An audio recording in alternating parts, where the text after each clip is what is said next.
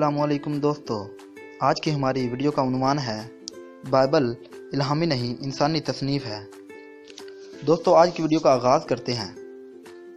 لفظ بائبل یونانی زبان کے لفظ ببلوس یا بائبلوس سے مشتق ہے، جس کے معنی ہے کتابوں کا مجموعہ۔ ابتدا میں بائبل دو زبانوں میں لکھی گئی، یعنی یونانی اور عبرانی زبان میں۔ بائبل کو تقریباً 1600 سال کے عرصے میں 40 مصنفین نے مرتب کیا۔ ان افراد کا تعلق دنیا کے مختلف حصوں سے تھا۔ آخری مصنف پہلے مصنف کی وفات کے بعد 1450 برس بعد پیدا ہوا۔ کیتھولک چرچ کے نزدیک بائبل 72 کتابوں کا مجموعہ ہے، جبکہ پروٹسٹنٹ چرچ اسے 60 کتابوں پر مشتمل مانتا ہے اور اسے دو بڑے حصوں میں تقسیم کیا گیا ہے، یعنی عہد قدیم نامہ اور عہد جدید نامہ۔ کیتھولک چرچ کے نزدیک عہد نامہ قدیم میں 45 اور عہد نامہ جدید میں 27 کتابیں ہیں، جبکہ پروٹسٹنٹ چرچ عہد نامہ قدیم کو 39 اور عہد نامہ جدید کو 27 کتابوں کا مجموعہ مانتا ہے۔ عہد نامہ قدیم کی پہلی 5 کتابیں تورات کہلاتی ہیں۔ پرانا عہد نامہ عبرانی زبان میں لکھا گیا تھا، جس میں کتاب دانیال یعنی دانیال اور کتاب عزرا یعنی عزیر کے کچھ حصے آرامی زبان میں لکھے گئے۔ نیا عہد نامہ مکمل طور پر یونانی زبان میں لکھا گیا۔ 420 عیسوی میں کیتھولک چرچ کو کچھ صحیفے ملے، جنہیں وقت کے یوب کے فرمان کے مطابق محفوظ کر لیا گیا، مگر اس سے پہلے ان کا ترجمہ عبرانی اور یونانی سے لاطینی زبان میں کیا گیا۔ یوب کا یہ حکم بھی تھا کہ آج کے بعد ان قدیم صحیفوں کو ہاتھ نہیں لگایا جائے گا، چنانچہ اس فرمان کے مطابق آج تک کوئی انہیں چھو نہیں سکا۔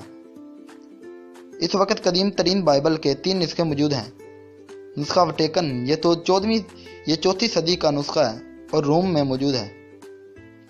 سینائی نسخہ یہ بھی 4 صدی کا نسخہ ہے اور سینٹ پیٹرزبرگ یعنی روس میں محفوظ ہے۔ نسخہ اسکندریہ یہ 5ویں صدی عیسوی میں مرتب ہوا اور لندن میں محفوظ ہے۔ عہد نامہ جدید کی کتب 50 عیسوی کے بعد لکھی گئی۔ متی، مرکز، لوکا، یوحنا چاروں 5 عیسوی تا 115 عیسوی کے دور میں لکھی گئیں۔